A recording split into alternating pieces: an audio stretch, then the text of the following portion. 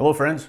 There's a book that I would like to promote. It's a book that I wish I had sooner, right? I've earned a bachelor's degree and then a master's degree, and now I'm working on a PhD. I'm a year and a little bit more into this process. And, there are some principles, things that I would like to cite that, I'd have trouble finding, or I'd have to look it up in a book, someplace where I had found it and I had to search back for it.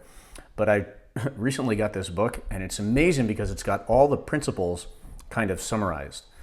So in philosophy, a principle is kind of a starting point, a place where we begin. It's something that when we try to doubt it, we find that we can't.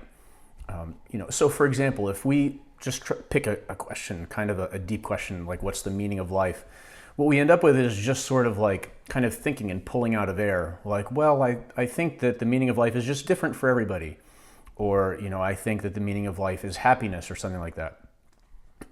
And then how do we begin to evaluate? Well, what is it? What are the starting points for even beginning to think about that? And that's what philosophy is about, right? This loving pursuit of wisdom. So the principles, these give us these starting points. And Bernard Wuellner summarizes them in this book, right? And I can't recommend this book highly enough. I wish I had it at the beginning of my philosophical studies. It would have come in handy. But I'm glad that I have now found it, at least before I'm done writing my PhD.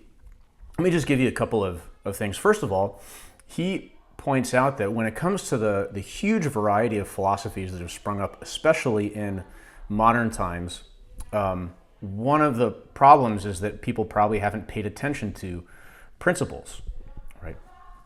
The modern philosophers, oftentimes they just kind of start in the middle instead of operating from these principles. And what are their starting points, right? So he says probably one reason for the bewildering obscurity of the history of philosophy is inattention to the principles of these philosophers, fostered by excessive concentration on their novel views, their special language, and their surprising criticisms.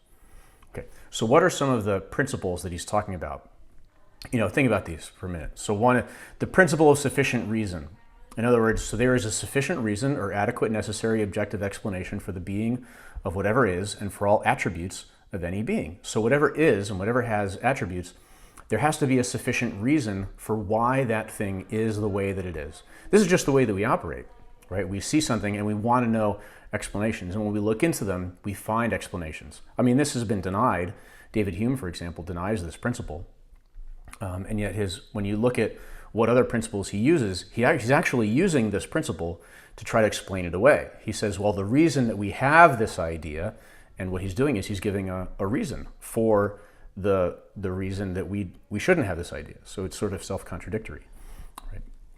Another one is the principle of causality, which is a little bit different. And it says that every contingent being, so everything that doesn't exist by itself and because of itself, requires an efficient cause for its existence, continuance in existence, and any real changes occurring in it. And this cause is really distinct from the contingent being. So everything that requires a cause must have a cause.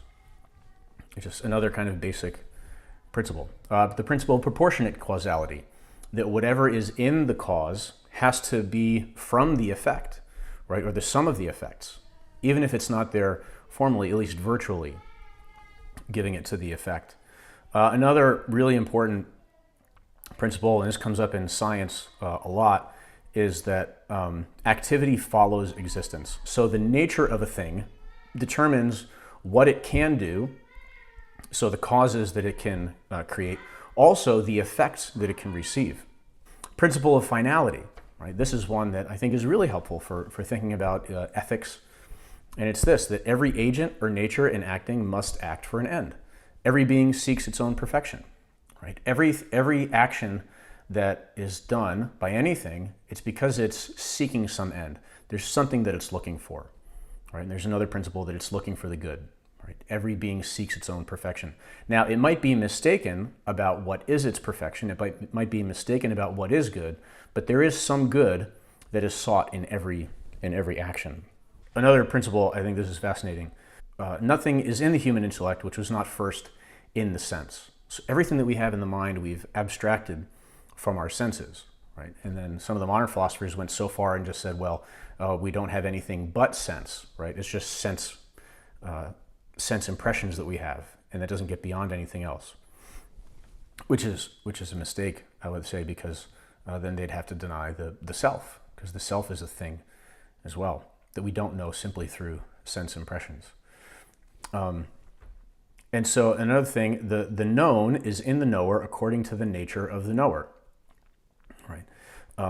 And so when we know something, so if I know like a teapot, then there is a teapot that is in me, right? Not a real teapot, but in the way that a teapot can exist in me, in my mind, right? As an idea, that I have abstracted that idea, because that's the kind of being that I am, and that is how I can know that thing. And so another principle is that the mind, in a way, can become all things.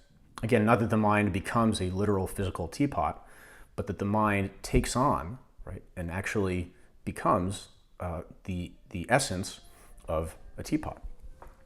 Now, here's another thing that I think is absolutely important for philosophy and is lost oftentimes. This is wonder and the search for beatitude, or you could say true happiness or joy, are the reasons for philosophizing. So why do we philosophize? It's because of wonder, because we seek beatitude. That's huge. And when that is lost, then we don't have philosophy anymore. All we have is like critics, people who want to despise other thought. But real philosophy is animated by wonder, a loving search for wisdom. So anyway, I recommend this book.